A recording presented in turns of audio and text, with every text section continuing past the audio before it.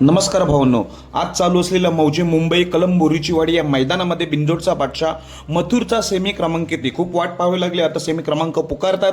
तर भावांनो, फायनली मथुर आणि सिकंदरचा सेमी पुकारून झालेला आहे. तर सेमी क्रमांक 3 मध्ये तास 2 वर सेमी क्रमांक 3 मध्ये तास 2 वर बिंजोडचा बादशाह मथुर आणि सिकंदर. कुमार रणवीर राहुलभाई पटेल आडिवली कल्याण यांचा मथुर आणि सोनी शेठ भूपतराव यांचा सिकंदर यांच्या वाढदिवसानिमित्त हे आजचं मैदान आहे.